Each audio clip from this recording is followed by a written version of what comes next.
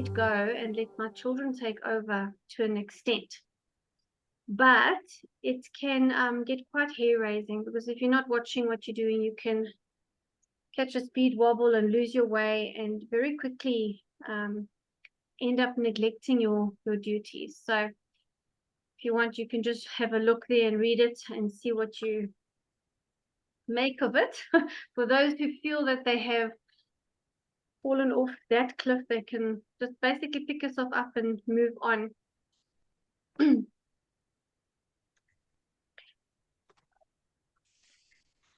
Okay, so the homeschooling, for those who are new to homeschooling, I want to first just talk for a few minutes about your roadmap.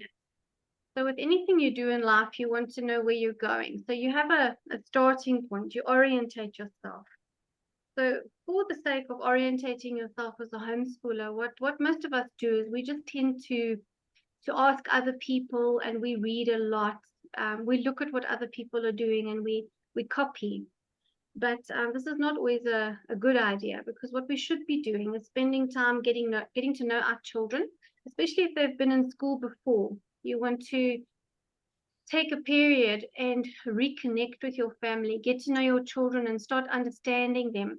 And the reason you want to do this is because learning is not just looking at a textbook, reading information and digesting it. Learning is actually quite an emotional process. And because of that, children develop learning difficulties at school because of the emotions they have, whether the emotions are from school, from past experiences, or something that's happening at home. It is a huge influence on how the brain works. So this initial phase of planning to homeschool, whether you are taking your children out in grade 2 or 3, or a bit later on in their journey, or maybe they've gone through school and it's been one huge flop for them, and you're starting to homeschool. And I say homeschool high school because technically it's not at that stage, but let's, for our purposes, say we're starting to homeschool in high school. You have to recalibrate, and you've got to take a moment and get to know your child. And with an older child, they have to become very much part of the process, because what they have to learn has to become their own information. So you have to take stock of where you are before you can figure out where you're going. And for most parents that I've spoken to, we all want our kids to have something that they can show for it at the end of the day. And that would be some kind of certificate or diploma that they would use to go to university or college, or maybe a range of courses they've done to go and do a specific job. So that's your end goal. But you can't get there if you don't know where you are, and you've got to map your route. So this roadmap is a good thing to do as a new homeschooler. Even if it's the back of a big page, you can jot down some notes. And if any of you know what mind mapping is, you can do a sort of a flow chart or a mind map where you can actually write down where I am and put things in there like, I don't know what I'm doing, and I don't actually want to do this, or I'm rearing to go, or this is what I do know, and this is what my child wants, this is what my husband wants, this is what I want. And it doesn't matter if these things are conflicting. What does matter is that you just put it down and you keep it there. And then as time changes, you can make little changes to that. And it's a scrappy mess. I've got a couple of mine, and I will never show them to anyone because it's got like pasta smears and coffee stains, and it's quite horrendous actually, but it's nice for me to look at. It's almost like a picture diary on one page to see what was going on in my head. And the comments that I got keeps me focused, because you sometimes forget where you've been, and you forget the struggles you've had or your good ideas that you've had. So starting out, draw yourself a little map, put a little pin where you are and where you want each of your children to be, and include all the emotional stuff. So if you've got people in your family who are very important to your homeschooling journey, and I'm mentioning this because so many homeschoolers are in a situation where they're not living in their own home. They're sharing a home with siblings. So the kids are with aunts and uncles, and many people actually still live with their parents, or they've got their own home and their parents live with them. So Homeschoolers often are very huge blended families, and the dynamic is quite intense. So it's good to have all those variables on one page so that you can put a little star on that person that's really going to be your support, or a little note on somebody who's constantly undermining you, and make notes as the years go by and put there, this person has really come around and they've become my biggest cheerleader, or and that did actually happen to me. So it's very good to see the progress. So make your roadmap, even if it looks messy, redraw it if you need to every couple of years, and keep a note of where you are heading. And that may change as well, by the way. So that's the first thing to note.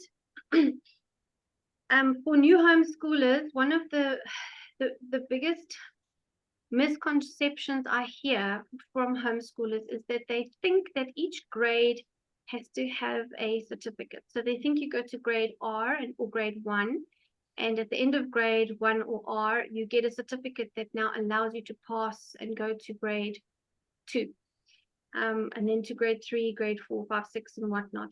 But the reality is that we have got our phases of education divided up very much like the rest of the world, where we have the foundation phase, the intermediate phase, and the senior phase before we get to FET.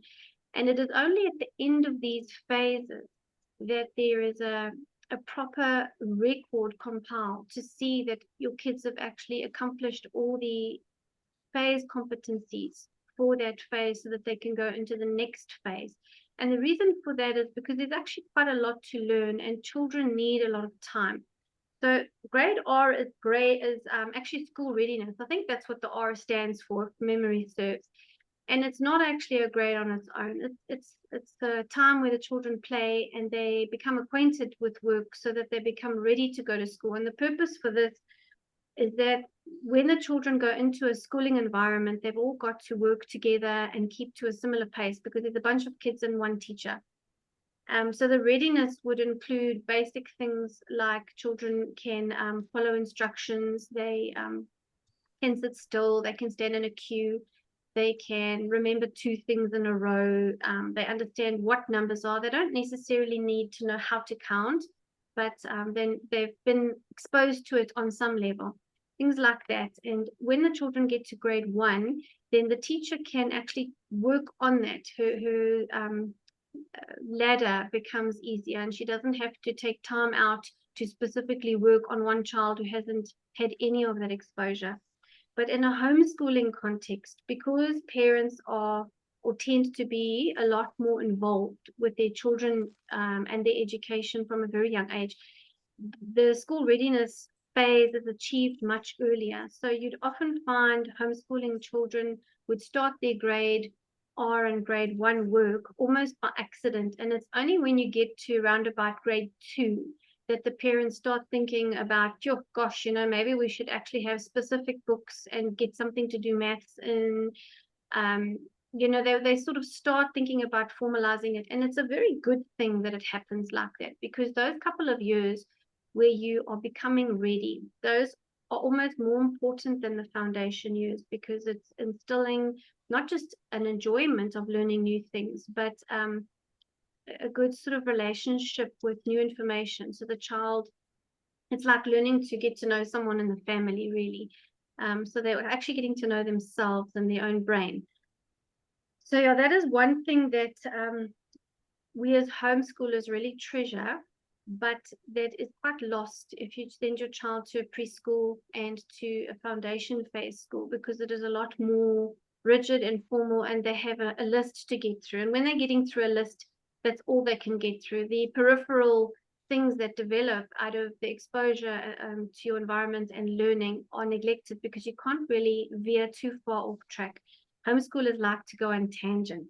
So once you get to the grade 3 level, the government wants us to provide a phase assessment, and then they let you go to the next one. So we don't work from grade 1 through to grade 9. We do grade 3, 6, and 9 phase assessments, where grade 3 and 6 are actually the pivotal ones, because that's what's going to let us continue keeping our children at home to be able to homeschool them.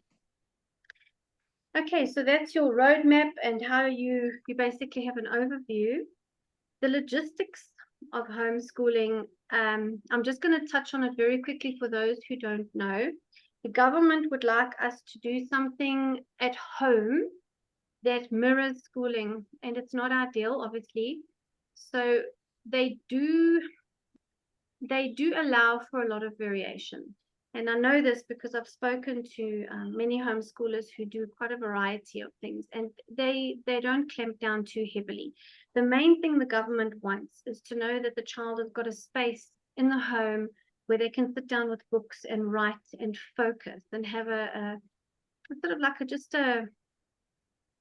a spot of their own that's designated for schooling. They believe that this is what is necessary to be able to learn. Obviously, it's not the case, but it's one of the things they really do insist on. So for most homeschoolers, if you're living in a place where you only have a 2-bedroom space, you will have to actually take one corner and redesign it just for a school area. Whether you use it for school doesn't matter. You can put flowers there, or I don't know, start a YouTube channel and make it your mini studio. The point is that the government wants to see that you do that. They don't do home visits anymore, but if they did, if they felt the need to, and you've got this already, that is going to help. So they want you to have a desk with a light and a chair. And for many kids, this is important. They do like that. My children weren't too keen on that. The one liked it, but they only really, you know, wanted the office space when they got to high school. Up until about grade 8-ish, that sort of age group, they weren't interested. They were outside, under tables, actually, in bed, in the lounge, wherever. I just let them do what they like. We did a lot of schooling in our car as well. So now that you've got to know your child, you've got your sort of a roadmap organized. I will go back to the roadmap because part of that is deciding your approach and the curriculum you'd like to follow and method. You've got your logistics, so you're putting together your tools. Some people really like to have a schoolroom. We had a schoolroom for some time. I don't know if I should call it a schoolroom because it was almost like a library and a playroom. We had gym equipment in there. The animals were in there all the time. So we made our schoolroom very much like just another living room in our home, but it had desks and lots of things stuck on the walls, lots of books. And the children would go there even with their friends. If we had friends visiting, they'd use the room to play in, and they would play school. Believe it or not, one would think they wouldn't want that, but they would actually go up there and teach each other as a big joke, and they would make up all sorts of nonsense. So if you have space for that, that's great.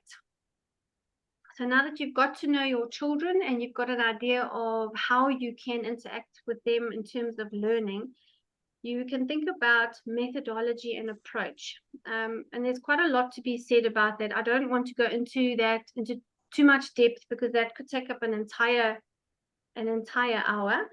But suffice it to say that every human being's got their own personality, and it actually starts with a parent.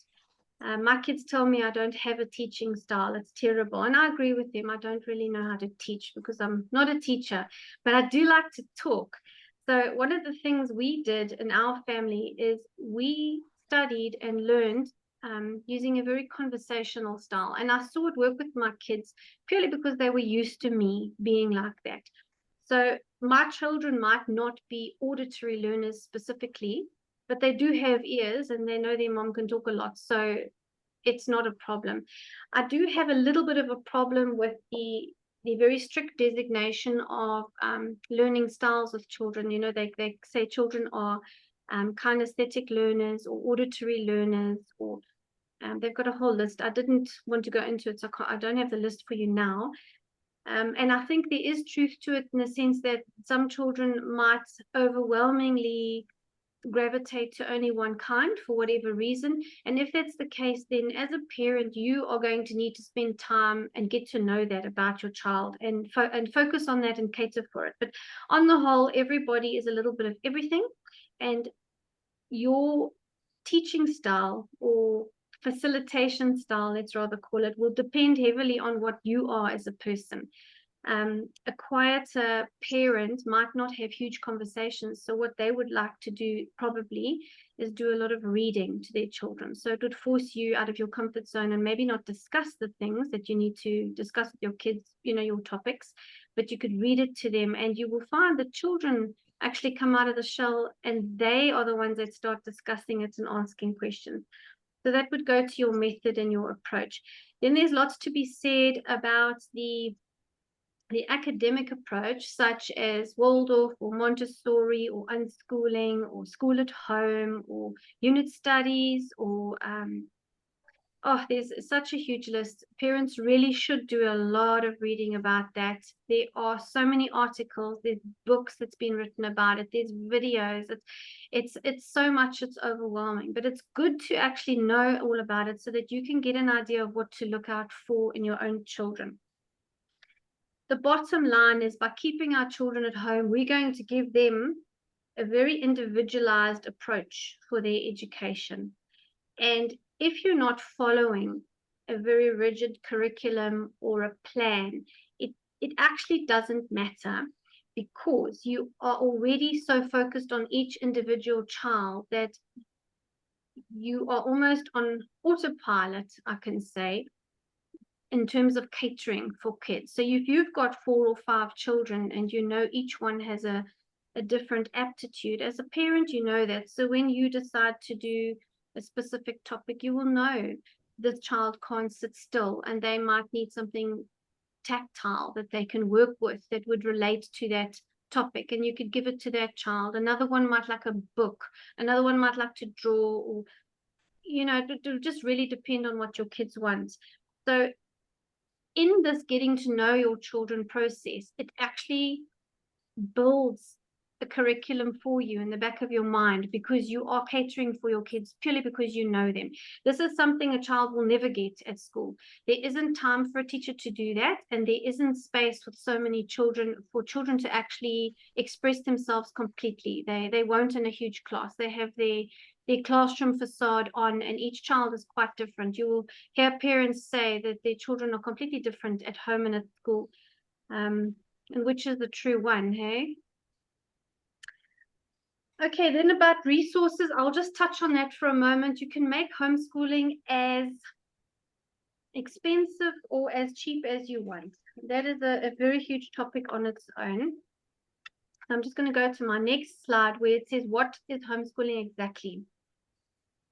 Now, despite the semantics, it's not actually a complex thing to come to terms with. The providers are using this term to describe what they sell, and they're not always very honest with you or your child, or the government for that matter. Private alternative education via any other means than direct facilitation of the parent. I'm going to say facilitation because technically we're not teachers, we're facilitators. It can't really be relegated to, how do I say this? I've got to be so careful. I don't want to step on toes, but I'm not a fan of all the providers, because they are providing what the government wants us to have. They're providing a traditional mainstream offering. They're not providing homeschooling. They're providing content. The parent is supposed to take that content and unpack it, and then use the parts of it that they've deconstructed and reconstruct it into a curriculum per child, which you can do literally as you're working with it. That's what I call winging it.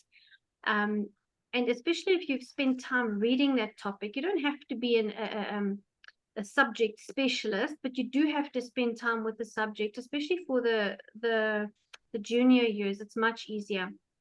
You can unpack a topic, reconstruct it, and put together a little curriculum for your child, or a syllabus, I should rather say, your syllabus of the topics, which fits into a broader curriculum. So homeschooling is specifically education of your child in your child's home. And this is pertinent because you're the one that's going to be doing this. You might have a tutor that comes there, and then they will come with the curriculum and the way they've set it up, and they will help you and guide you. But if you're doing it at home and you don't have a curriculum, you're on your own, and you have to spend time with the work and the content, discussing it with your children, and you really you allow both of you to get in touch with the content and unpick it. Let's put it that way.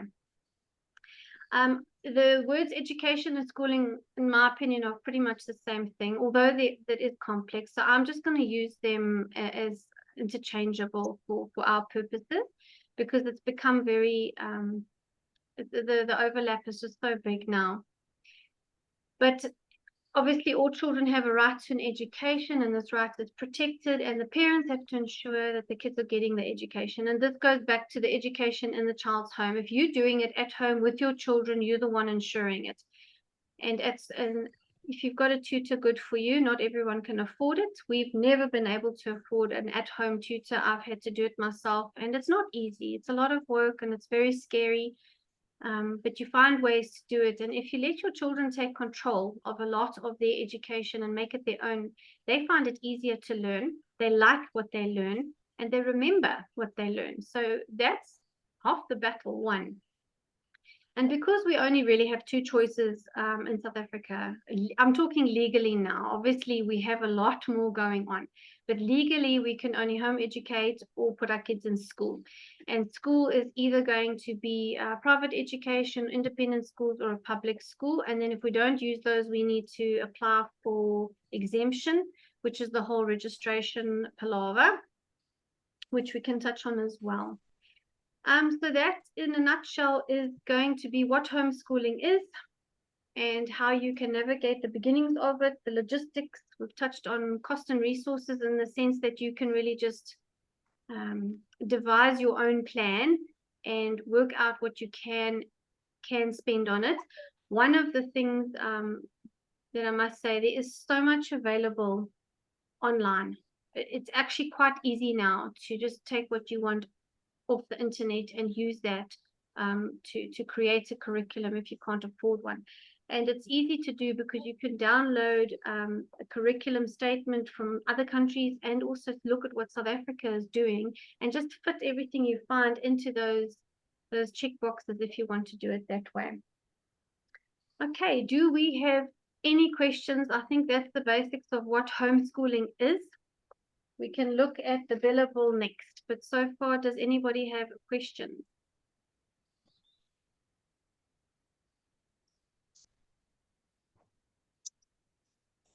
What I'm just busy doing here quickly, I am just typing out actually what it is that you've just said about home education, what the actual definitions are, so that it's here in the message body for anybody to go to later on.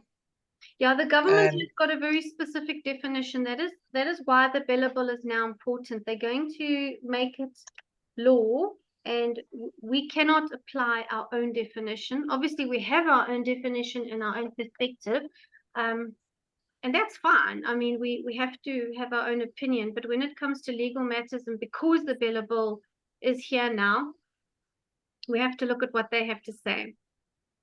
But what you just said actually pretty much does conform to what the expectation is. I mean, the purposeful program provided for under the direction of the learner's parent, primarily in the environment of the learner's home, may include the tutorial services and educational support. And then, yeah, well, and then the last one they see is meets the requirements for home education contemplated in Section 51 of this Act. But I'm just typing that out here in the message area so that it's there for people. I want to show us our, I'm going to see if I can screen share again.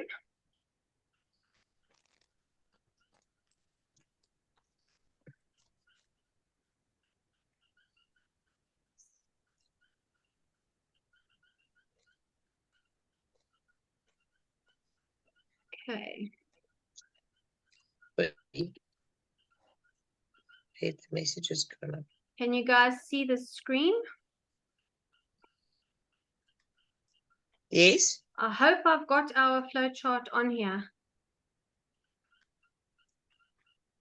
It's on. Ah, great, thank you. Okay, so we'll just run through this really quickly. I see some of the questions that have been asked. If we look at the flow charts, I'm going to answer that as we go along. This is the process to apply for registration for home education. It is according to what the Bela Bill will be. Some of this is already law. I will tell you as we go along what is already in existence and how it will probably be changing. We haven't actually got much wiggle room. Let's put it that way. Once this becomes law, the big thing is going to be that it is going to be enforceable, and they've made it quite strict, and they've now added fines and jail time. I'm absolutely not happy about this, and I don't think we'll ever stop fighting it. I'll share something nice with you. I became a granny 2 days ago, so now I've got a grandson. So I think fire has Congratulations under my backside. So I'm back at it. I was going to give this up. Good. I knew a baby was on its way. I didn't yeah, I was not prepared for the impact. It's quite something. I always used to think grannies are silly when other people get grandkids. I think, oh, it's just another person's child, you know, not the same. Anyway, the process to apply for registration.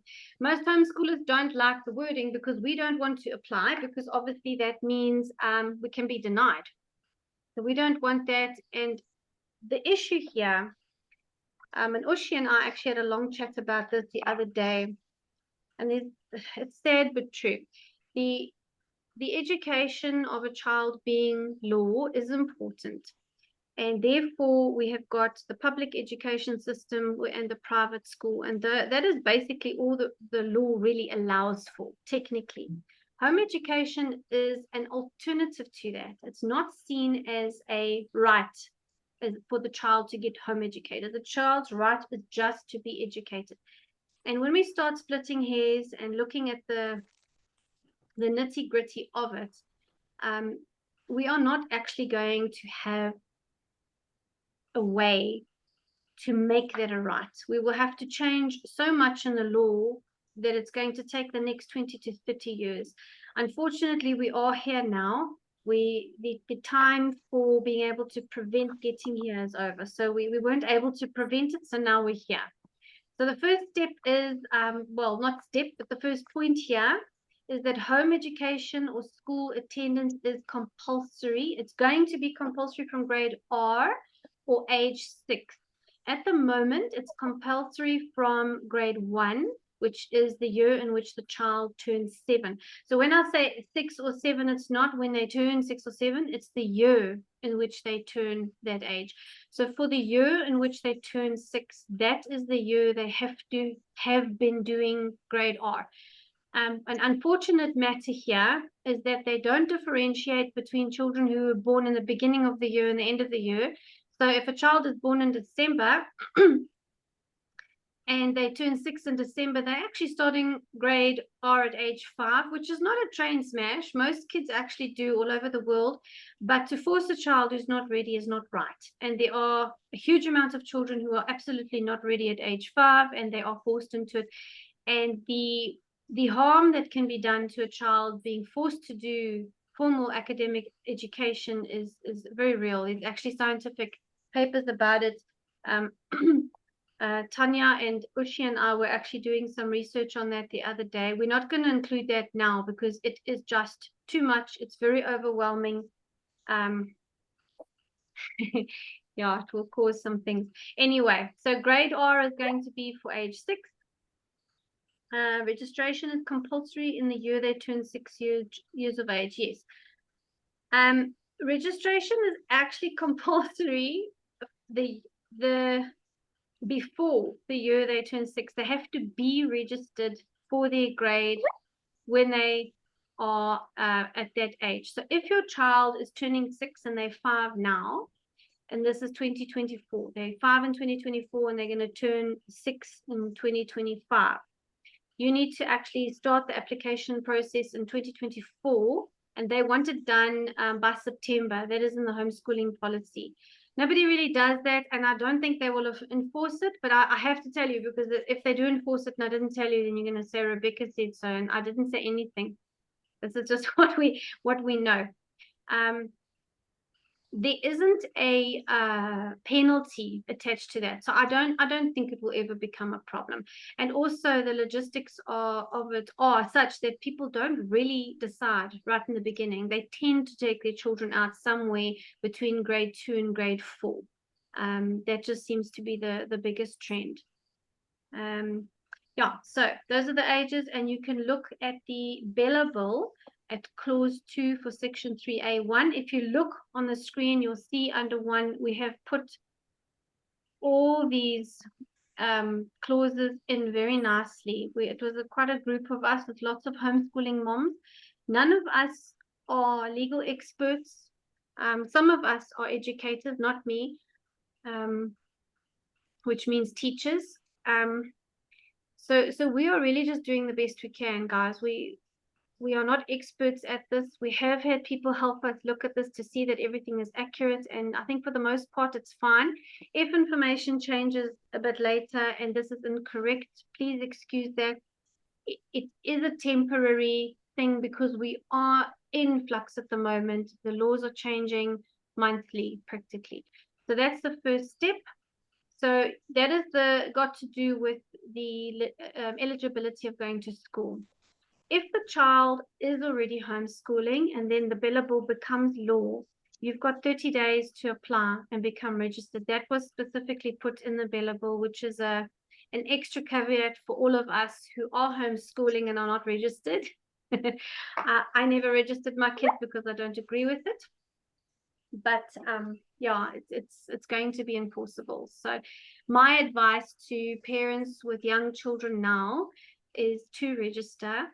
But if they really don't want to, they have to figure out why they don't want to, and they probably should notify the department and tell them, I am homeschooling, I'm notifying you, and I'm not registering, and then actually start a process of negotiation and dealing with them. I think if everybody did do that, the government might be forced to reconsider aspects of perhaps the homeschooling policy at least. But we won't know until we try. And if we don't all try and we have enough people doing it, we don't know how it's going to go. So once you've done your application, you've got to do it obviously at your provincial department. Let's switch this. It's irritating me. I've got here on point 2, the clause that you can look at, you've got to apply with the HOD. Rebecca, I have a question on that for you. So far, we've seen that the different provinces actually have different parameters when it comes to what their expectation is for registration. Is this what we're going to see going forward? Because from what I understand with the Bela Bill, and when one listens to what Ntlebe said at certain stages, was that the Bela Bill is an administrative amendment to the laws to streamline what's been going on. Yes, so the idea is they want a national what's the word? They actually had a word that they used that I can't remember now. They want a standardized effect. So they would like for all the provinces to do the same thing, but it's not actually a practical thing to do. So I think there are going to be provincial differences that they will probably add in afterwards as extra amendments or regulations. I'm not sure how they do that, but I don't think it's going to be identical in each province, and it's going to also depend on each province's response in the public hearing. So if you have quite an outcry in one province about one particular thing, that province will possibly introduce something in the amendments that will cater for that. So this is really going to depend on how involved we get. And I saw there was So then we should probably be saying that we're looking at the current homeschooling policy that came out in 2018, which KZN PED is pretty much employing. Yeah, that's what we've got. Yeah, we definitely must. That's pretty much what we'll be looking at. That is the law we're actually working with at the moment. It is passed. The Bela Bill will just actually entrench it and make it stronger. It's not going to really change anything. KZN is an outlier because they also have a lot of fraud there, and they make up a lot of the stuff as they go along. But they won't be allowed to do that. They will have much less leeway once the Bela Bill is passed. So there is going to be an advantage for us, actually, in some ways. We can actually nail them using this. There was a question about online. The application is online, but I have heard that in some areas there are places, they call them district offices, where people can go and register for homeschooling because they might only work with paper. I don't know enough about it. I have definitely heard about it. I don't know how successful it is, but it is happening, and I think it's a very localized area by area event that the people in the department would organize themselves. Is there something else I need to I can't see my chat, so you guys are gonna have to tell me. We're trying to answer questions as we see them. Just to DDK about your questions with regards to that you sent Rebecca. That's why I wrote down here what the definition of homeschooling is. I don't know if you can see that. If it's come up. When I'm going through the chat now, it looks like that whole section that I wrote is not there. Before I move on, Zayan T asked, would homeschool only start when they're 6? My little one is 3, and I've been teaching her basic things, but not according to any curriculum. I understand the question, but I'm reading something into that. I'm getting the impression that Zayan is also asking, am I allowed to teach my 3-year-old? Is it too early? And I just wanted to mention that when you homeschool, your kids become very involved in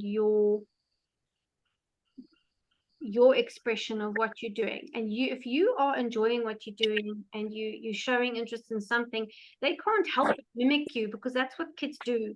And if a 3-year-old is watching you read and wants to learn to read, by absolute means you should try and help them. You must never hold a child back.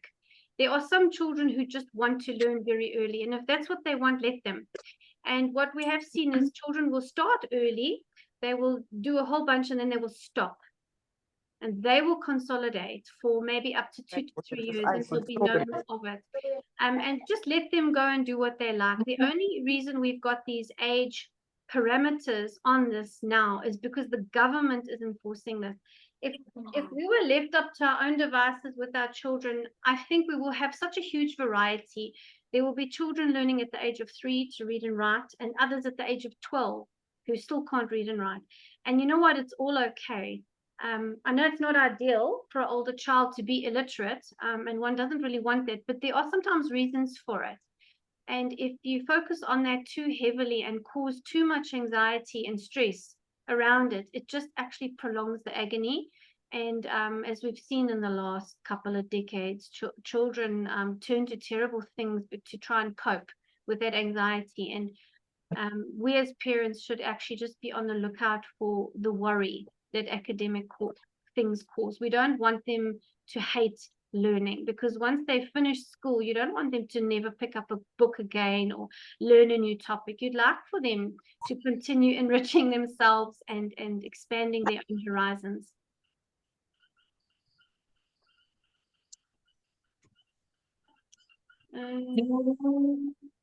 Should we rather start referring to homeschooling as home education? I don't know. I know it's not a school at home. We've been up and down with this particular definition for so long, and I used to have very, very tight parameters around my opinion with this. If you go and read my comments from 15 years ago, but I think I've changed it a lot, because it has changed a lot, and I just sort of see what people use as the context in conversation, and I try and work my responses and my conversation around that. So no, our home is not a school, although some people do make their home a school. But the context of homeschooling evolved out of, we're not sending our children to school, and we're rather going to just do it at home. And homeschooling as a double barrel word doesn't actually have the same context as a school. It specifically denotes the idea that it's not anti-school, but the antithesis of school. So I don't know what we should call it. Everybody might just call it what they want, I suppose.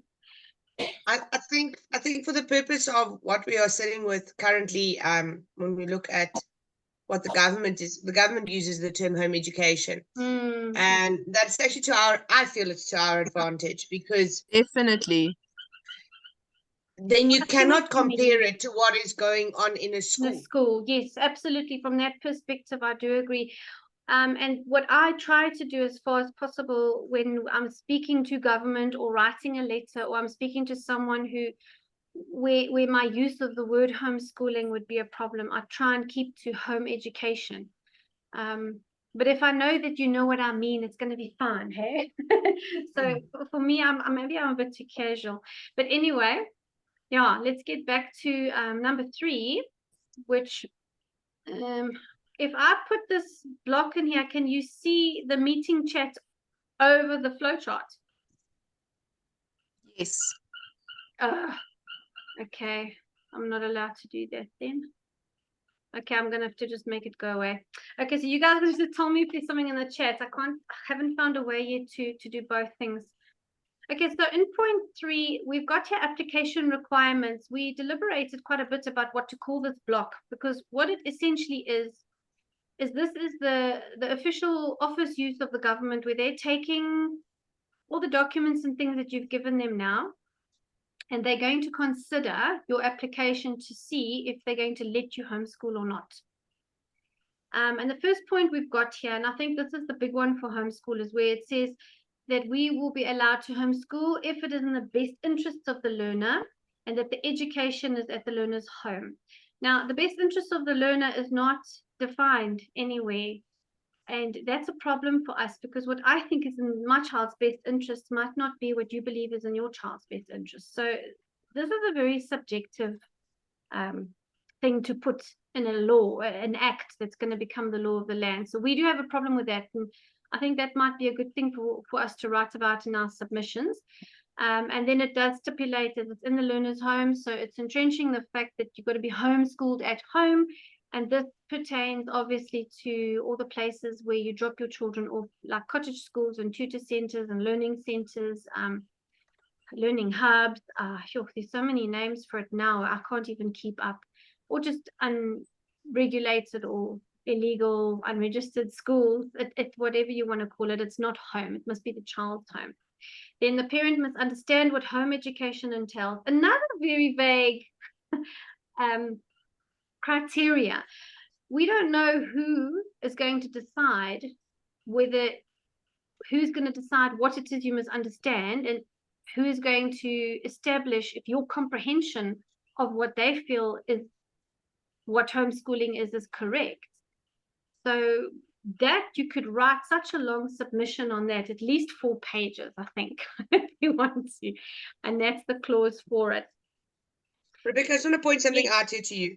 On where it says the first bullet there about being in the learner's home, when you go and you look at the definition of home education, I mean, they're actually including tutorial and other educational support if necessary. Yes, secured by the parent on specific areas. But that is not actually included, as far as I can see, in the home education clause. But then that's good. We mustn't actually alert them to that, because we want that. We want to be able to have tutors and grandparents and things like that. The more variables there are for us, the better. And the less stringently defined things are, the better, except in cases where it's conceptual, like what is the best interest of the learner. That is a very subjective one, and it can be problematic for us. They need to say something else. I don't know what. All that they state here is make suitable educational resources available to support the learner's learning. But yeah, I think they should rather work in a negation over there, where don't say if it is in the best interest of learner, because then the onus is on us to establish that. What we should rather do is that they must say something there that they can deny application if they find it's not in the best interest. And that would entail somebody having to start a process of negotiation and It's actually discussion. like then an You don't, investigation, but for an yes, investigation yes, to happen, there has to be a yes. charge. It's like being assumed guilty before you Yes. even have the chance of being innocent. So we would like to be assumed innocent, and then they can obviously deny registration if they find it's not in the best interest, but then they need to prove it. The way it's written here, it's almost like we have to prove it is in the best interest. And that doesn't really make sense, because it's almost like one of those stupid questions. I don't really have a metaphor for that, but I find it's a stupid situation, because they're going to be inundated with applications, and they're going to skim through all of the stuff. They're going to have the documentation, and they're going to sit on the other side of the screen or with their piece of paper if they've printed it. How are they going to tell what they're looking at is in the best interest of the child? How is an official, how is it incumbent on them to be able to make that decision? How do they prove that to themselves? So they're going to worry. And the first thing they're going to say is, how do I know if it's in the best interest of the child? What they should be saying is there something here that I can say is going to need an investigation into this case to see if there is perhaps a reason why I shouldn't say yes to the application. It's just a shift of the paradigm, really, the way you look at it. And I'm not sure how to word that, and I'm not sure how to put that into a submission yet. I have been battling with that But one. Sorry, but just based on that, I'm going to interject you. What you mentioned early on in the homeschooling policy about the Schneider case being mentioned, there, Judge Davies was quite pertinent to state that it should be an educational specialist, that a psychologist that makes these decisions. So a government official would not be proficient I'm gonna at look at making that. this decision in the first place, Yeah. and it would have to be done by an educational specialist to decide whether it's in the best interest of the child or not. Okay, let's see if Because that's, I'm looking at it quickly. I haven't spent too much time to put that in this presentation, but yeah, since it's here, let's have a quick look. Because this is in the homeschooling policy, and it is the law we actually already have, it is at the moment, it supersedes even what we're looking at in the draft until the draft becomes law. But this is going to be supportive documentation for the draft. So I don't see this going away. It says here in the Schneider case, the court clarified that a parent who wants to home educate her or his child has to comply with the relevant legislation. So relevant legislation means whatever is about at that time. So the Bela Bill will be our relevant legislation. And then it says particularly sections 3.1, which I think they mean of the School Hssa Act, and 51 of the act. Yeah, they're referring to Hssa, which is basically what we're dealing with in homeschooling. Clause 35 addresses this section 31 in depth. So if you want to home educate, you have to comply with the legislation, particularly on those topics. And this flow chart, therefore, is actually going to be quite a definitive piece of work. We can't really get away from that. I don't know if you want to look at this some more, of the Schneider case, where it says the court shall not sanction a breach of the act, blah, blah, blah. Not really necessary. But yeah, so let's go back to our, this one. Yeah, this is going to be watertight, hey? I don't like it, hey? I really don't like it. But anyway, here we are. So they want to say it's in the best interest that the parents have to understand what home education entails. And again, I get so stuck here because home education is not defined for us in the way that they define. We have got so many different approaches. And the biggest problem I see here is for unschooling, because it doesn't fit into anything that is got parameters specifically because it's child-led, and each child is different. So you don't actually know what you're doing until your child tells you what they'd like to do. Anyway, so we'll have to look at that. The next point was proposed home education program to be used as suitable for the learner's age, grade level, ability, and predominantly covers the content and skills comparable to the national curriculum. That's basically telling us that we have to go from grade 1 to grade 12 in the format that they have laid out in the national curriculum statement, and that we have to actually have a home education program. So that will nullify unschooling. It will make it extremely difficult for eclectic learning. It will be very difficult for children who do asynchronous learning, which is pretty much all of them. This is really a problem. So these are the criteria that the government officials are going to be working with to decide if we can homeschool or not. I don't want to spend too much time on that. Each of us must now just go and read up on that. You can just look at this flow chart, and then the clauses are there, and you can go to the Bela Bill yourself and actually look at what the clause says word by word and how they're changing it from the Hssa. The head of department must approve the application if the parent undertakes to make suitable resources available, monitor the learner's progress, arrange a competent assessor, submit reports at the end of each phase, and these must be signed by the competent assessor. Now, this point, number 4, is an ongoing thing. It refers to the block we've got there for 6B, which once, if they do approve you for homeschooling, they're going to keep referring back to this to see if you can continue to homeschool. And the key point, the takeaway here, for me anyway, is that it says the home educator, the head of department must approve the application if the parent undertakes. Now, if the parent undertakes is a nice way of saying you've got to promise to comply. So if you've promised to comply, they actually can't say no to you. So that is nice, but now you've made this promise to comply. And you've now promised to comply with these things, which are, you've got to make suitable resources available. You've got to monitor the learner's progress. You have to arrange a competent assessor. And all these things cost money, by the way. It's not going to be for free. You have to submit the reports at the end of each phase, which must be done by a competent assessor. And so far, I don't have the definition in front of me. If someone wants to look it up, the competent assessor was changed slightly from SACE registered to, I think they broadened it slightly. If anybody's got it open, you can look it up. But they actually don't have a definition for competent assessor in the schedule. No. Okay, then See, look. this is the question that I have, is that they're making a prescription here. Okay. Oh, sorry, I'm lying. They've got one here.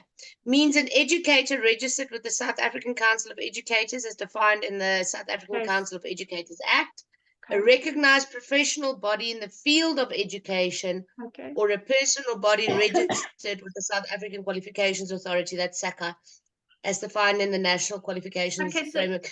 So it is a bit. That's right in the beginning at the definitions on page 4 of the Bela Bill. So, because the whole time I've been wondering, I mean, who are these people? Where do we find them? The easiest is going to just be a SACE registered teacher, and to be registered with a SACE, they've just got to pay their registration fees every year, and they register for the phase that they teach. So obviously, if you're doing grades 7, 8, and 9. You can't get a SACE registered teacher that does foundation phase to sign it off. So you have to find someone, and there are actually many people doing this now. They advertise everywhere. I do anticipate this becoming a problem because I see there are SACE registered teachers just putting a signature, taking money and moving on, which is nice for those who just don't want to worry about this or faff with it. But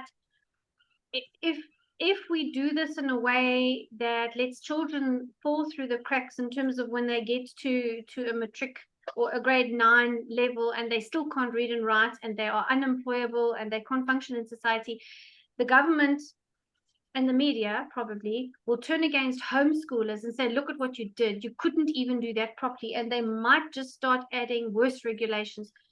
So I do foresee the need to do something else amongst ourselves as homeschoolers to help each other navigate this and to help each other find teachers that are really going to not be fraudulent. I suppose that's what I'm trying to say. I don't think they mean to be fraudulent. I think they're just checking a box. I don't know what to say more about that, but I hope you get what I mean. Would you, if you, I mean, we know that we've got homeschool parents that previously were teachers, would they be able to sign off their own children's assessments? No. It can't be their own child. That's a conflict of But then interest. how does that compare to a teacher in a school environment who has children, and the child gets divided into their class and they actually have to teach their own child? I mean, a situation like that happen. They don't sign off everything. They would only be a subject specialist. In a school environment, there's not going to be one person. There's going to be 30 to 40 people all working together on it. And there is actually fraud, by the way.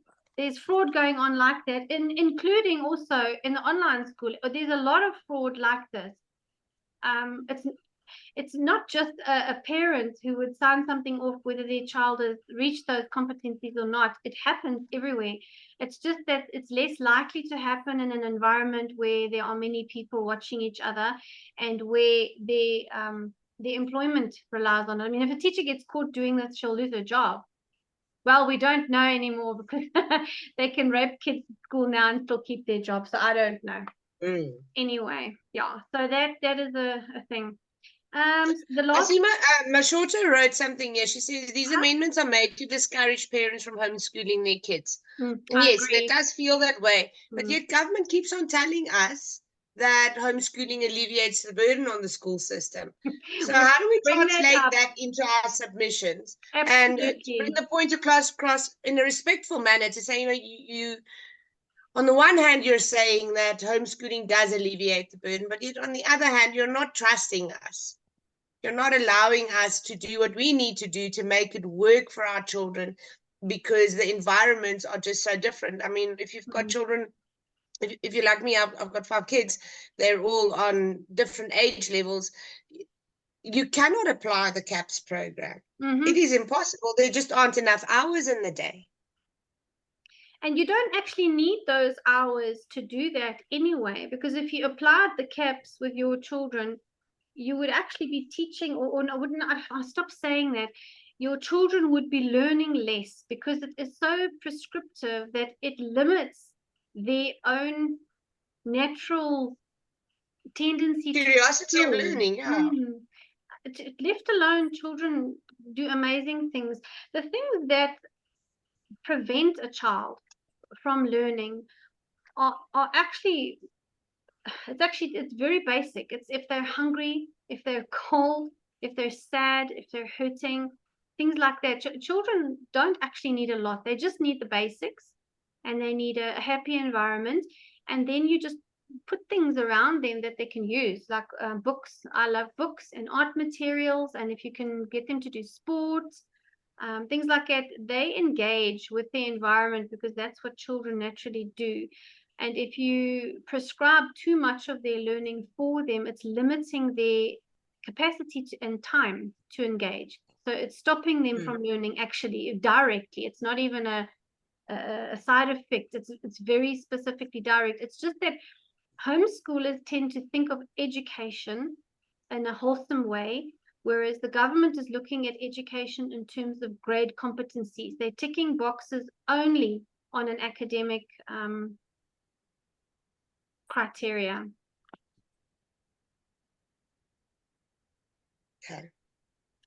Okay, let's move on. The last point, the HOD may show on just cause shown, require a delegate to do pre-registration consultation. This was put in here in lieu of the removal of the home visits, which is a good thing. And this is actually how I would like to see the best interest and understanding worded. Because if we word things like that, it becomes fair. So just cause shown means it's got to be reasonable to ask, please, can we do a pre-registration consultation with you because we aren't actually sure if, sure, I've had my fan on all the time. Was it noisy? No. Thank goodness. Menopause. I just want to point out to the parents here, that is a very important bullet point, because we've heard of many cases in the past where people either just rock up at your gate or you like kind of get hauled in. That won't but happen the just anymore. cause is quite prescriptive, what they've put here in subsection 3. They're saying after notification to a parent, and it requires a delegated official to Yes. have a consultation with the parent learner to verify information that was supplied for you in your application documents.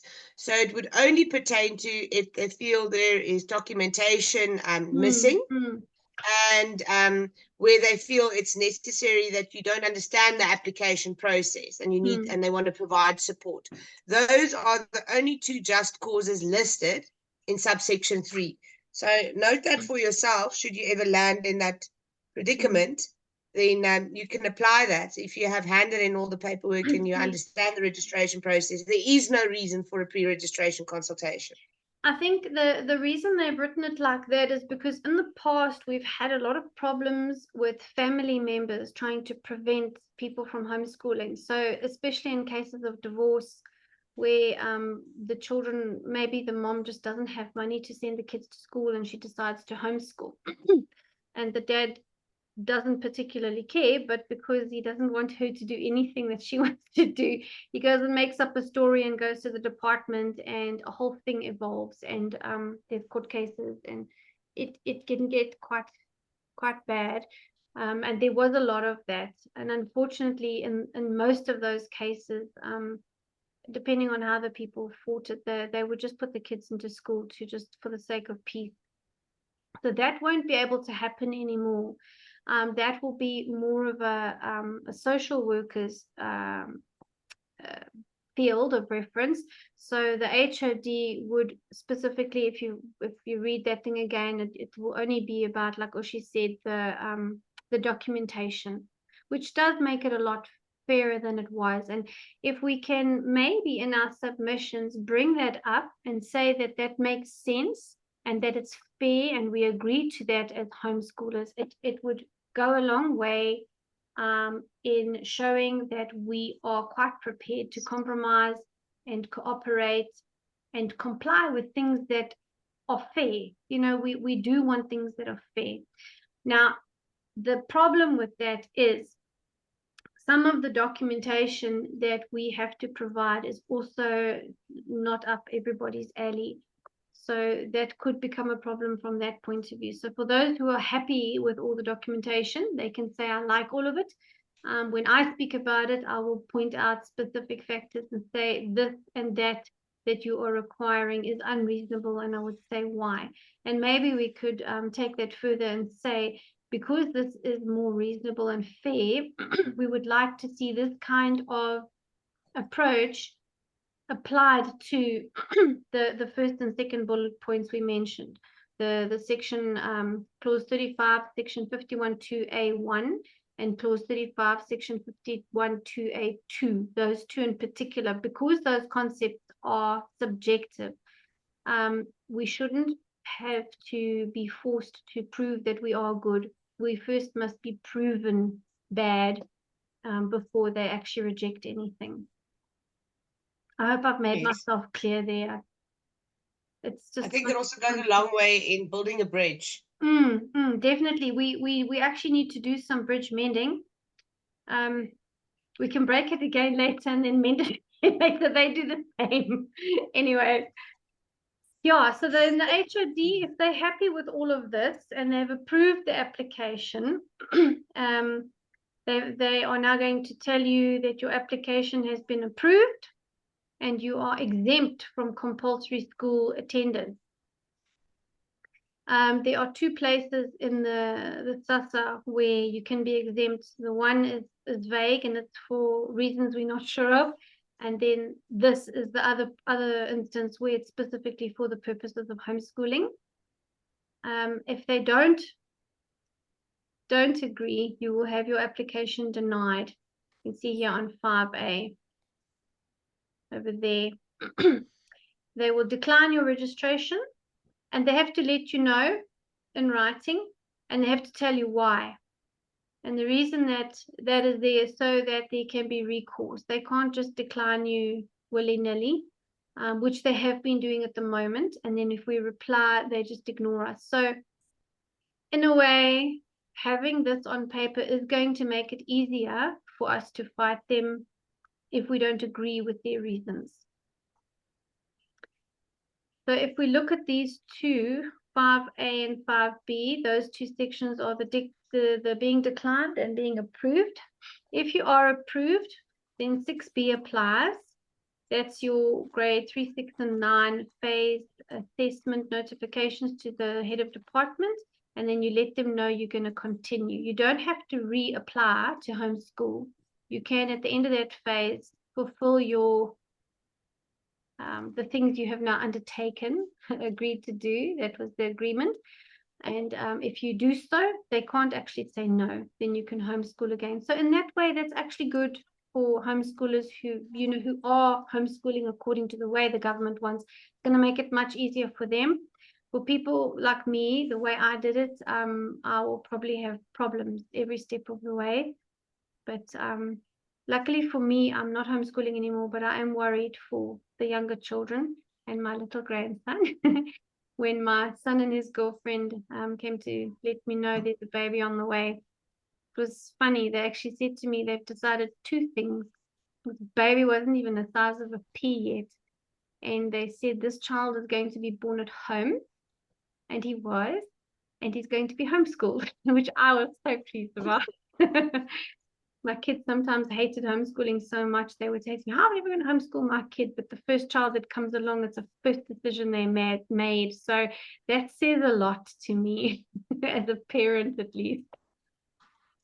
Yeah, so there's your things that the parent's responsible for. You can read that 6B on your own. If you do not meet those criteria, you go back to 5A block where you are. They will cancel the registration. But it says after investigation. So they're not able to just do it because they feel like it or they didn't like something you sent. They really have to look into it. There is a little bit of a checks and balances here for us. And if they deem it no longer in the learner's best interest, then they can deny. And because they've got to do an investigation, this section where it says in the learner's best interest is not really the same as the one up here. This is a sort of an arbitrary, somebody just applies like a thumbsucker. It doesn't really make sense there. But over here, they actually have to do an investigation. Here's the question. What do you do when the department asks for previous reports to accompany your registration and you are child-led unschooling and can't give? Okay, that is the problem. We have to figure out a way to construct records that we can give them in lieu of a report. So we will have to start constructing our own reports and building some kind of framework of our own that is comparable, where a teacher or an educational psychologist together with the children's parents can sit and say, these are the criteria for the report, and that would say that the child has met the competencies. So yeah, we don't really have an answer for that. It's possible. May I make a recommendation? So I am a registered homeschooler with the Gauteng Department of Education, and I have had home visits and they have been extremely pleasant.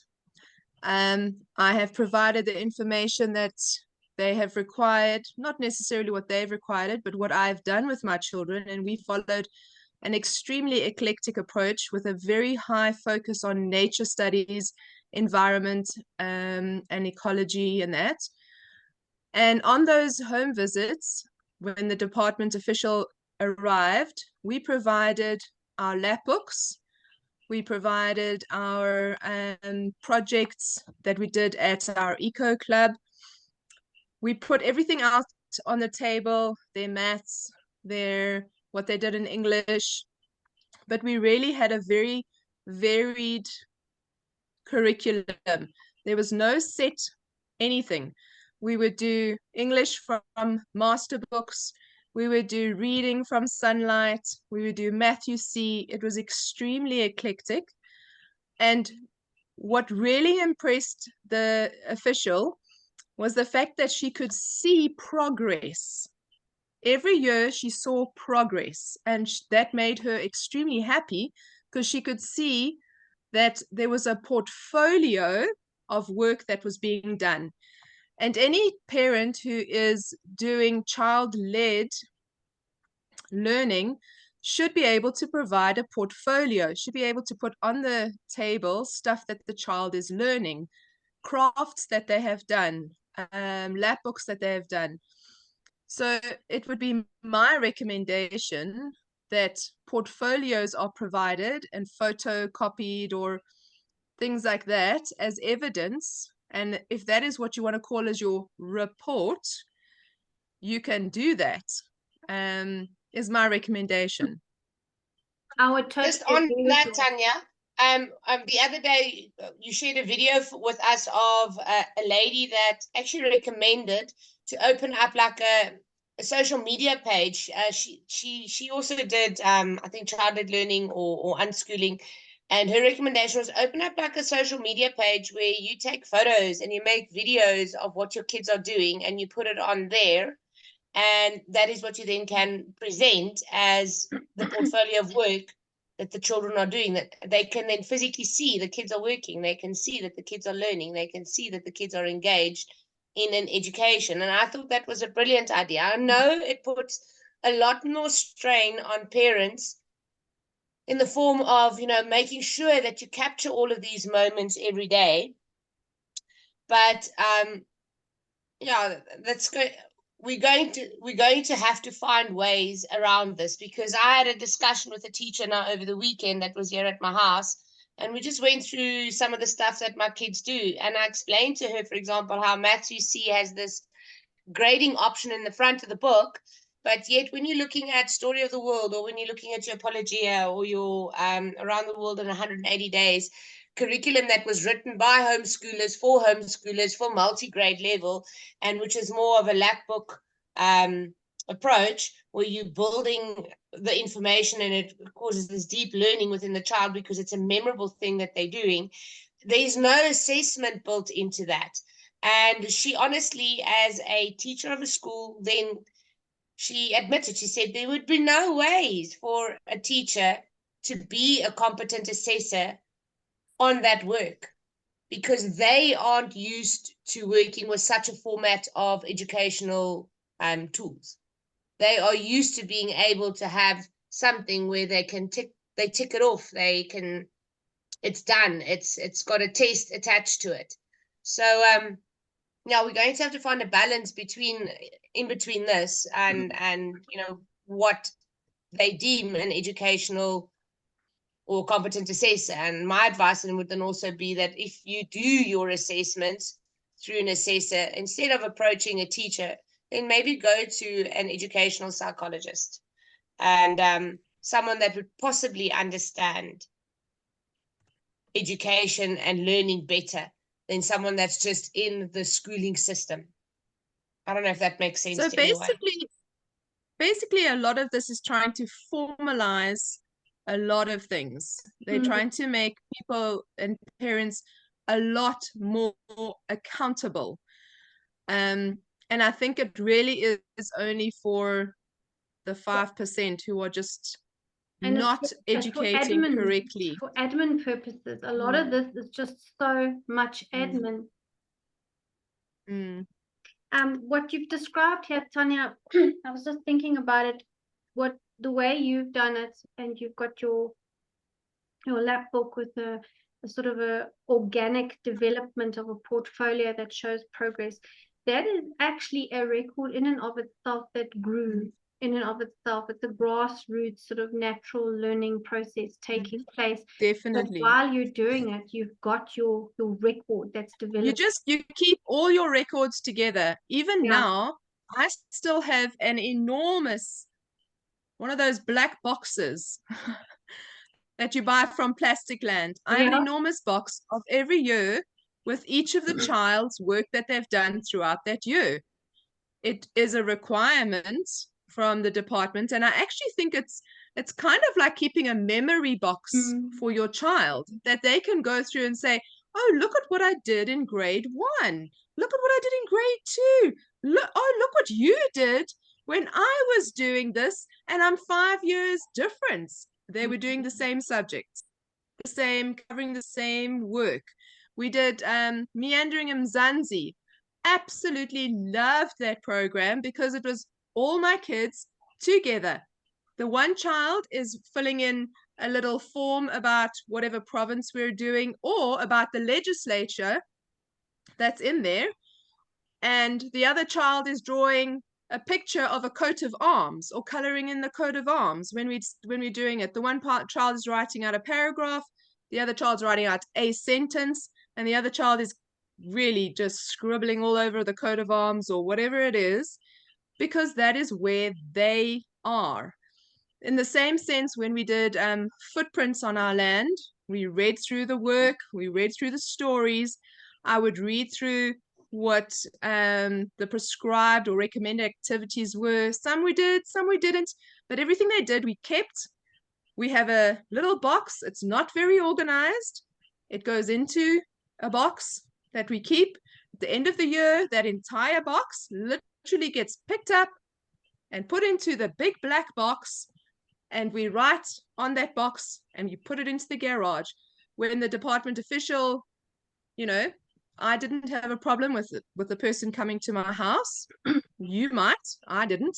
I think on the whole, people don't have a problem. There are so many stories like yours. There are some that are really bad. Yes, there are. It's normally not to do with academics. It's something else. It's a welfare issue or a social issue. Or yes, it's a social issue. And I think that's where the confusion is coming in. There needs to be a better compartmentalization of what is social issue versus what is an academic issue. So academically, I had no problem with it. You can come and see where I'm educating my children, let alone the fact that we probably spend 20% of our time in a school room. We school everywhere on our property, outside of our property. We attended tons of history and geography lessons, but there's always something that is available to see. You can see the lap book that we produced when we did history and geography. There's a report of progress. Okay, but then ladies, how do we translate this into submission on the Bela Bill as a recommendation for the government? I mean, there has to be, we have to be able to put this into our submissions, work it in there, and present this as a very plausible and possible alternative to their requirement of assessment via an accredited assessor, because we have to be able to point out that the curricula that we use is different. It's multi-graded. It's written by homeschooling families for homeschooling families, precisely because we have multi-graded learning going on in our home. And it's probably asynchronous for each child at the same time. I think the big thing is we have to find ways to give comparisons, which is awful, because once we start doing that, it's going to limit the next person. So what we can say perhaps is the preset curriculum, which is a collection of checkboxes that they want us to fulfill, is a top-down approach to education, which is suited to a classroom of 40 to 50 children, where a teacher has to do it that way, but it's not practical. It's impractical and unreasonable, unfair, limiting, stifling. We can use all those words to homeschoolers, because we are more involved in doing the organic development of a portfolio of progress that eventually becomes the record that would then, in retrospect, be a curriculum that they can look at. It's like, are we keeping a logbook as opposed to they're giving us a map to follow? We don't. We've got our big map, and we are going to take we're going to do the meandering, and we're going to take tangents in our learning journey according to what we can afford, what we feel like doing, where we are living, what the children want to do, and we're building that curriculum in real time, as opposed to applying a curriculum that someone has sat and worked out in the background for children in the future.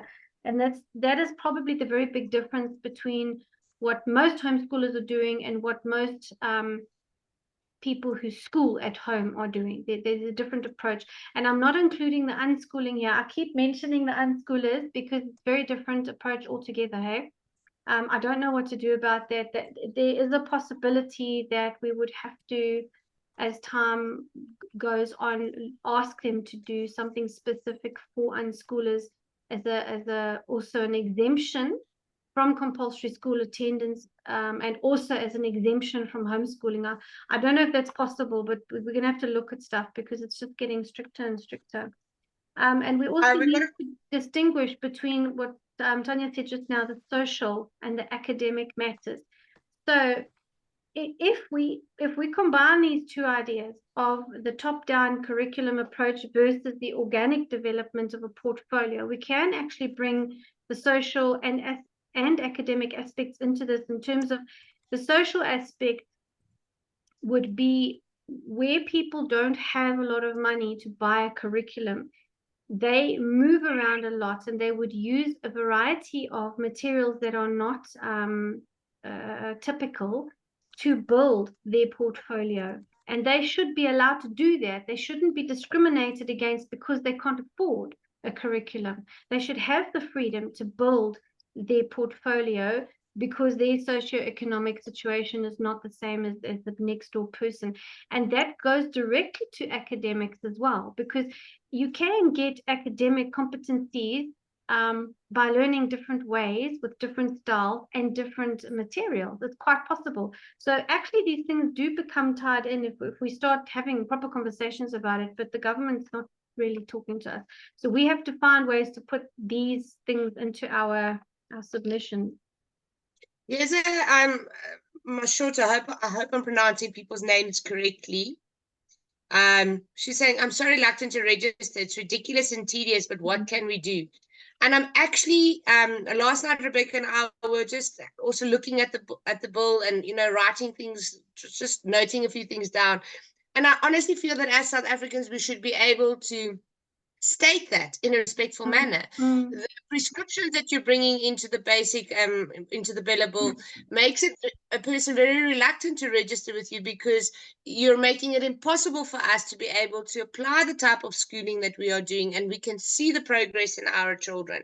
We can see how they thrive, how they love to learn, and we are willing to work with you, but there has to be a different way to go about this. We should be able to tell them that you're being too prescriptive, or you are stifling the whole idea behind education. Just remember to write these things in a respectful manner, in a good tone. There is a way to say exactly that. I want to mention something here. One of the reasons why we've recently started talking about please write very nicely to the government is because of the direction the hate speech bill is going in. One of the things in that bill is that we can't criticize them. Literally, it will be hate speech, and they will use that because it's going to be a something they can apply as a law, and they can point to. If you write to them about homeschooling, and you do it in a respectful way and say it's not practical or it's too prescriptive, those are nice ways of saying something. We just have to be very careful of the way we word it. If we criticize them and harp on about the rape in the schools and the pit latrines and crowded classrooms, they're not going to actually consider our submissions. I know it's all true, and that is actually a totally separate issue. We can maybe do a submission and say we don't want to send our children to school because they're not safe, and they're not safe because this is what's actually been happening. And we mustn't say because you guys have dropped the ball. I say that kind of thing often. And you guys are useless, and you the New World Order and stuff like that. It's not actually helping us, and they've actually got laws now that they can start using to disqualify what we're saying, and that's actually quite serious. We are heading into some dangerous territory in terms of freedom of speech. But yeah, just on that note of danger in schools, it's good for people to just take note that under clause 2, which amends section 3 of the Hssa, the new insertion there would be subsection C. So it's clause 2C, and it inserts subsection 7 into the Hssa, where it says any person who unlawfully or intentionally interrupts, disrupts, or hinders any official educational activity at school. Just under that clause, that does obstruct us as parents from being able to stand up for our children as a shield in the school environment, because of what we have seen, what we read in the media, and because what some of us who have had our children in schools have experienced and decided to remove our children. So if anybody wants to write anything about that, I would put it under that clause, to be honest with you, under that subsection 7, which is a new inclusion in the Hssa, and it lies under clause 2 of the Bela Bill. Remember we spoke about this last night, Rebecca, and we said that could be a possible avenue to bring it in, that it's legitimate, because what's important to remember is that we are supposed to write back bill specific, if I can use that term. We can't be going off on a tangent and pulling things about the New World Order and so forth, and then they're going to discard those. Exactly. Those as much as I love to do want to be bill specific. It has its place, eh? Yeah, that is actually very worthwhile to discuss specifically for a submission, because it needs to be handled sensitively, so they can't throw out those submissions, because it is real. It's very real, and it's probably going to be like the abortion situation, where if you trace the laws and you look at the practicality, it is so. There does exist the scope for a teacher to help a child get an abortion without the parent knowing. It is so. The reality is there. Whether it's going to happen or not, we don't know, and whether that was the intentions, it's not the point. The point is we're making laws, and in the law, if it allows for something like that to happen, we need to be careful about how it's worded. So when we are writing submissions, we are talking to what the clauses are, how they're worded, and what they're going to mean for us. And we can say the way this is worded here refers to the homeschooling policy or the Children's Act, or whatever document you found that it refers to. And you can say, because that clause refers to this clause, but that's if you've read the stuff, it opens up the risk or possibility of these things happening. And it's not unreasonable if you can explain it. We must try and steer away in our submissions from the sensationalism of it. I know there's a lot of stuff that says, do you want Angie to have the last say of everything your child does? That's a good catch line for an advert and to get people's attention. It's not a good sentence to put in a submission. It doesn't actually say anything. If you say, I don't want Angie to have control, sorry, I'm laughing. It's not going to help us. It's not going to tell Parliament anything. I think they probably sit there, look at it and laugh and say, well, okay, don't think. It's like it's got nothing to do with what's written in the bill. We simply have to deal with the clauses. And I'm very proud of this this flow chart that a bunch of us put together. It was really a ton of work, and the person who did all the graphics, it's quite in awe. It's quite a lot to do. Yeah, so let's get back to this. So if you're notified in writing that you can't homeschool, you're given opportunity to respond. Over here, the time frame is unclear, but the clauses are there. You can write to the government and you start a dialogue with them. And at this point now, you can negotiate with them. It at least gives you an option. They will consider those responses, and then they will, in writing, tell the parent what they've decided. And either they will say, oh, okay, we were wrong, you can homeschool. Then you go back to it's been approved, and you have to now promise to undertake to provide XYZ, which you will have to do. Otherwise, they might say, no, you're really not doing what we think is in the best interest of your child. But over here, because they have to provide it in writing and they have to do a little bit of investigation, the onus is on them to prove that it's not in the best interest of your child. So at point 7, the likelihood of people being still refused homeschooling is not that high if the parent just says, okay, fine, I do undertake to do these things in 6B.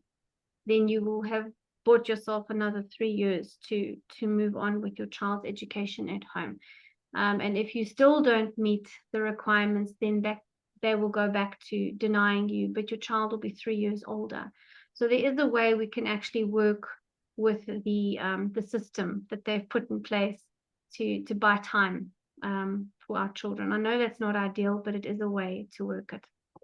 I think at the end of the day, what we must also understand is that even if many of us don't follow anything that's capsulated, even if there's no ways for us to prove what we do conforms to the outcomes in the National Curriculum Statement or according to the CAPS educational program, is that if we can show work that's been done, it is the onus on them under the law, as it is under the Criminal Procedures Act and so forth, is for them to prove that you are not doing what you are supposed to be doing. Absolutely. The responsibility to prove that does not lie with us, because they would be bringing the accusation. So just as a little side note for everyone here, it would do you well to go and read up the Criminal Procedures Act and to actually see what your rights are as a South African citizen, and that you do not have, nobody has the right to, and this is also constitutionally enshrined, to just make you guilty of something without them actually proving their accusation. They have to prove it. The burden of lies with them. Yeah, that's actually something I haven't done. I haven't read that act. Lucky I've never been in a situation where I've needed to. So I think it has come to the time where homeschoolers have to start educating themselves in a way that it's not nice to have to do that, but if you know the information, you've empowered yourself and you can protect yourself. There's a question here about 6B. We go there. The question is, if your kids are not working as fast to get the assessments ready to send to the DBE, what will happen then? Would it jeopardize future registration? That's all I can see of the question. I don't know if there's more. Yeah, no, that's a full question. Okay. So 6B is where you've got to notify your HOD after each phase, grade 3, 6, and 9, just to let them know that you're going to continue to homeschool. And you have to arrange a competent assessor and get the reports and stuff. Now, if you consider that what they want is similar to school, you can, quite frankly, put in the report, my child really didn't do well in grade 3, and I'm going to keep them back. I've decided not to start grade 4 with my child because they really... Oh, that's very smart. You see, so you showing that you being a responsible parent, you're not going to let your child or force your child to move on. You're doing what would have happened in any other situation in a non-homeschooling environment. And then you would probably have to say, okay, these are the interventions I'm going to introduce to remedy the situation. So they would want to see that you are keeping track of what's going on, that you've got a record of what's going on, that you've noticed it, that you're going to do something about it and how you think it might work. And you could basically write an essay on that and submit that and say, these are the things I've thought of. And it would probably be a nice idea to say, this is the SACE registered teacher that signed off on this. She agrees with me and has undertaken to assist me going forward to help my child achieve the following, achieve the grade competencies. Let's say it was grade 3 in the following year, and then we will readdress the situation at the end of the year and see if we will let the child start on grade 4. I am sure the department will be happy with something like that. Well, it would make sense, but I mean, Rebecca, would this then actually be allowable? Because I mean, one part of our discussion last night was that you can't quite compare the requirements for homeschooling. The discussion went about documentation, and I was saying, well, for a school child, or a child is not allowed to be denied access to a school based on lack of documentation. Yet we know that we have, remember that conversation? Yes. And then yet we have here a requirement of documentation that could very well prevent you from being registered as a homeschooler or to be re-registered for the next phase if you don't hand in all the documents that they ask for. Would the same then apply here for homeschooling, where you could say, well, I'm using the push-through policy? You know, you make a point. I still disagree with you though. I don't know.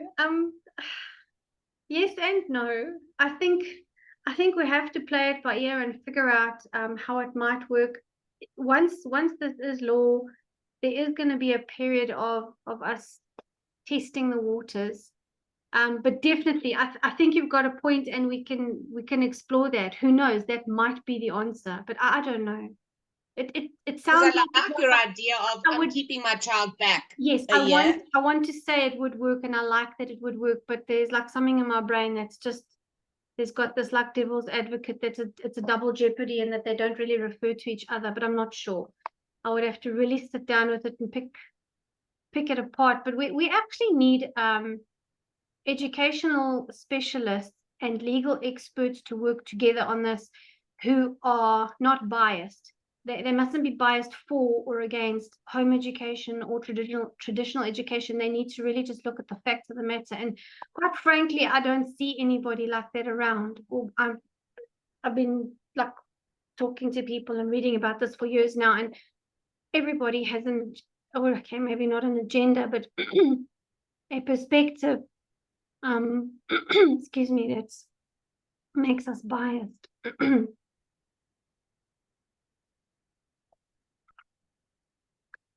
Yeah. So should we move on, because it is now 8:45 and I'm sure everybody's getting tired. This meeting ended up a bit longer than we thought. I thought we had just some basics to cover.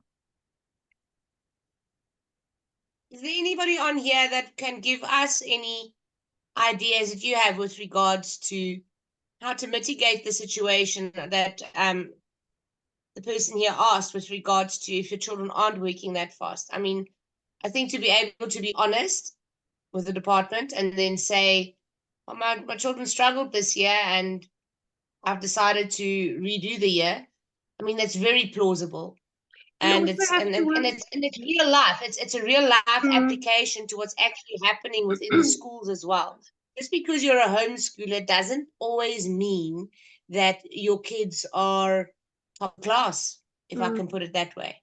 We must also that is work in the asynchronous matter, because I don't know if she asked about the whole grade as it is, if it's all the subjects that the child must pass in. Because homeschoolers tend to do spiral learning, I think that's the right word. I'm not sure if I know I'm saying what I mean. They would do one subject at a different grade or competency level than another subject, and they wouldn't be comparable. And if you did that in a school environment, you'd literally be in grade 2, 3, 4, and 5 at the same time, depending on which subject you're looking at. And I think it might be in a situation like that, you can actually tell the department that my child is ahead in all of these subjects in terms of grade competencies, but behind in this one. So we are in the next year just working on this, on bringing up the competency in that subject. Or the homeschooler could say, like what I would have done, and I did do, but I didn't have to tell anyone. I'm not going to work on that. I'm only going to work on the things my kid like. And when they feel like it, if it's a year or two from now and they want to look at that again, then we will work on it. So that is how I did it. I know a lot of people do it like that. I don't know how that would go down now with the way the bill is structured, where you undertake to do this grade 3, 6, and 9. Well, look, was always the law, actually. It's just I refused.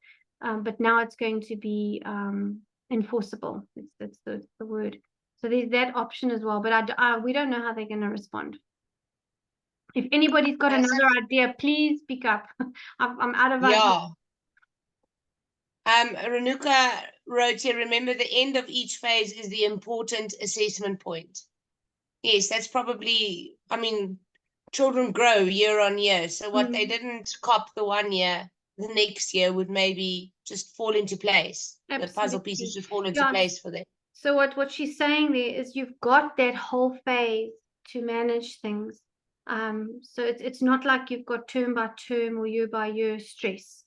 and you can work something out in the meantime. It might be a good idea before the end of that phase, if you can anticipate a problem, is contact the department and say, listen, we're doing assessments. We know this is not going to work. I'm giving you early notification or whatever, but this is the issue and we're working on it. Maybe if there is more communication from our side, telling them what we intend to do so that they feel that they don't have to carry the ball for us and watch us, that we are watching ourselves and we're giving them constant feedback, they'll almost like forget about following up on us all the time, because they'll say, oh, okay, no, they let me know, and they normally let me know, so I don't have to now go and pull their teeth to get the information. And I think if it makes their job easier, it's also going to be good.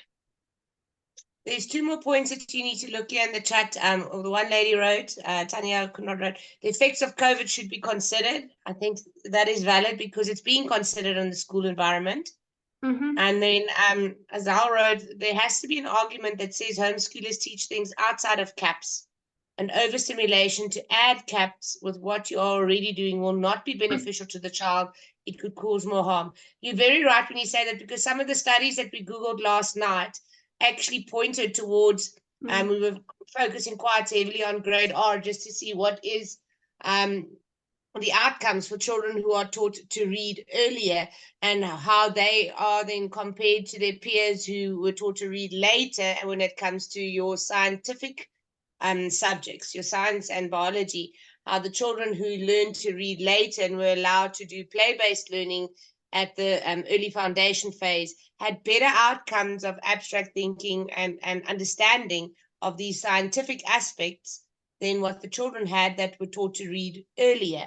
And also one of the other research papers that we found was that children who learn to read later catch up to their peers here by the ages of 12 and 13 and 14. There's nothing that proves that they read at a worse In fact, pace. there was that one study from I think it was Pennsylvania University. Sorry, my memory is not as good as yours, where they actually proved that it was better.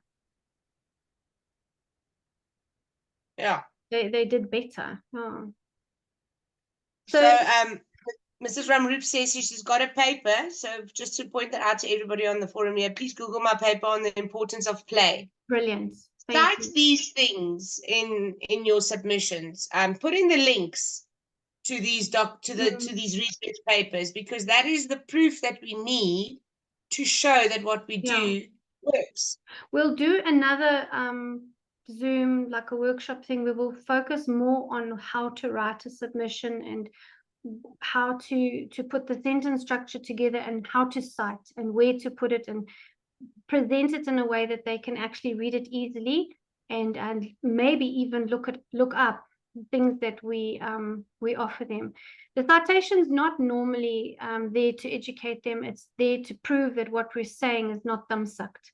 So that's why it's actually important to put that in sometimes, because yes, it's important to give a submission where you've got your opinion, but people's opinions have to be based on something. They can't just think something because they feel like it. You know, nobody's going to really take that seriously. So if you have at least one or two things that you can cite in your submission and say, this is what I read and it's from this study or this educator or this well-respected and that's where I got that idea and I agree with it and I've seen it in my own children and I've spoken to people, you know, that sort of thing.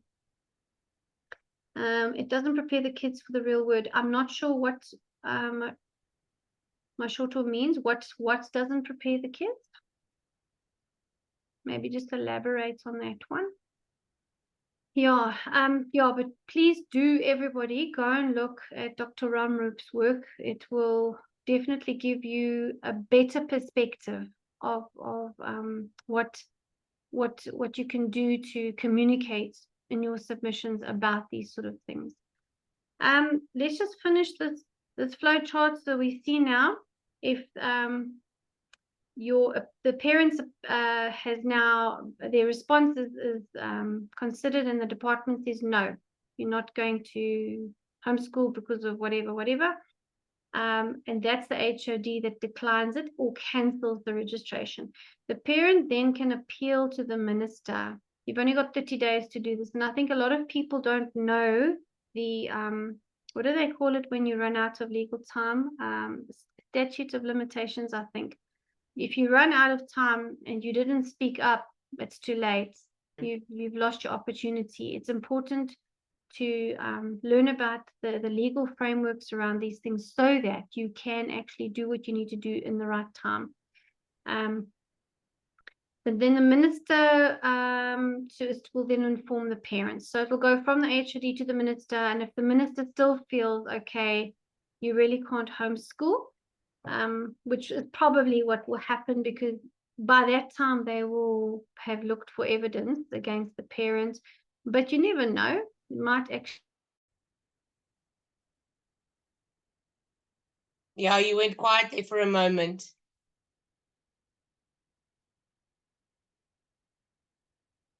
We can't hear you, Rebecca. Sorry, it switched off completely and came back. I don't know what happened there. I just hope it has saved the chat. But yeah, basically we were just at the end saying that they might get to the point where they will force you to put your child back into school, at which point, if you refuse, there will be more investigations, and then they can probably charge you. And then if they find you, what was the word? They will criminalize the situation, and if they find against you, they will instruct you to do Guilty of an offense is what that's they it. state. Yes, that's what. So that and then there's fines and jail time, and at that point the parent would have to either kick up a huge fuss, and then we actually go sit on the parliament steps and we have our placards and whatnot, or we put our kids back into school. So we've got a question here. When you need to appeal, must that be done through a lawyer? I think when it comes to if they're declining your registration, or if they are declining your notification to carry on homeschooling, you could possibly, as a parent first, it actually says the parent has so many days to appeal. If you want to go the legal route straight with a lawyer, I can't see why that would be a problem. It would possibly be your your better bet, because then the government knows that you mean business. You're not going to take this lying down. Not that we want to say that, but they like to bully parents. But if you're using some more of an official channel, they would be less likely to pursue you. No, but absolutely, I agree. At that point, I wouldn't, as a parent, do that alone. Unless I felt I really knew what I was doing. I would find somebody who is competent in that, who has got a good track record, and who is going to listen to what I say in terms of this is what's happening to me and why. And something would have to work together to help that parent. I think, yeah, using an organization that works with that, or getting a lawyer, or studying the stuff yourself, which is dicey. I would agree to not do it alone, actually. Why do many homeschoolers find caps a problem? The only thing I found is that there is a lot of work. When COVID homework had to be collected, is that the only issue? No, there are quite many issues. I see there are some replies. That's what my shorter was saying. Okay, it was an answer. All right, I'm with you. I'm on the same page. I don't think that any curriculum prepares a child for the real world. That has a lot to do with the implementation. So you might have kids doing CAPS with really brilliant teachers, and it would prepare them for the real world. The CAPS is content heavy, and it doesn't go in depth with subjects. So if you have a very complex subject like chemistry, for instance, the CAPS does a very big, broad overview with so much information. So there's so much packed into, okay, they don't do chemistry separately, sorry, that's, but let's say they did. It would not be a comprehensive offering of the chemistry subject. as opposed to other curriculums that would isolate sections of the chemistry and make it appropriate to the child's progress through the different grades. And at the end of the day, CAPS gives less of a analytical immersion into the subject itself, so that the kids, they might know a lot of facts and figures and they have a good overview, but they're not really au fait with the subject itself. It's more like an introduction, and then they go to university and they do the nuts and bolts of it. Whereas if you compare it to something like Cambridge, if a child does Cambridge chemistry to A level and then goes to university, the level of understanding is often about the same as that of a second year chemistry student, not necessarily a first year. So it's the curriculum is different, not because it's more difficult, it's just the way they approach the content. I don't like CAPS because it almost looks to me like it teaches the children not to think for themselves. It's too prescriptive, because there's sometimes too much information, and the information is not dealt with in a way that's healthy for the brain. I think we are done. Is there anybody with any other questions? I just want to write something here to this one. It says, I was happy with mixing curriculums, but the bill expectations makes it feel impossible. What I want to say to people is that you still need to do what works for your child. At the end of the day, the one sentence that is at the fore of the education bills and the Children's Act is best interest of child. If you are doing what's working for your child, you are carrying what is the best interest of your child. So don't let the prescriptiveness make you feel you have to change course just to be able to conform. If we all start doing that, there is no point in addressing the issues of curriculum, because then we're just all going to be following suit. You have to do what works for your child. That is the best interest that you're holding as a parent for your child. And at the end of the day, once again, it then falls to the DBE to eventually prove in a court of law that you don't have the best interest of your child at heart. And it's a long road. I mean, these are scary words to have to hear, but it's a long road before you get there. And like Tanya pointed out, it seems that then many of the DBE officials aren't that obtuse. Maybe they are a bit more open-minded than what we are being led to believe. Well, they've got to implement a mandate. It's not about what they think, actually. Some of them, it is about what they think, and they apply it that way. But it isn't actually. At the end of the day, if we actually follow up and we do appeal and we do resist and that sort of thing, those people that have tried to stand in our way in homeschooling because they're applying their own personal perspective, they just leave it. They walk away from it, because then they will be found out very quickly. But then it becomes a situation where the officials have to actually follow their mandate, and the Bela Bill is going to be the guideline for them. It's like a judge who wants to sentence a person. The letter of the law only allows for certain things, and that's what they have to use. And we've got to, could you please briefly explain why lots of research states that homeschool kids have a tendency to do better in university than a school-going child? State that research in your submission.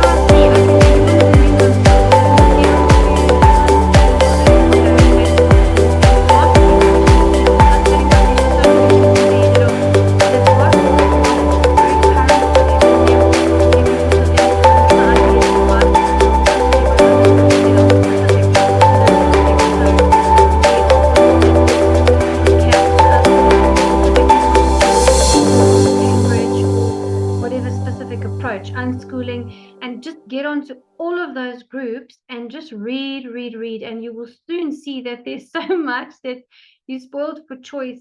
You won't know where to look to choose. There really is a lot. You don't have to feel bound to do CAPS. In fact, in your position, CAPS is going to be more expensive for you, in my opinion.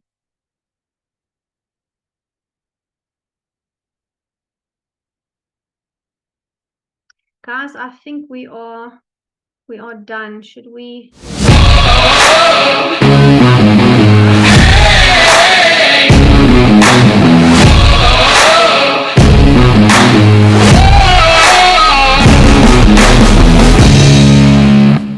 I think we need to call it a night, eh?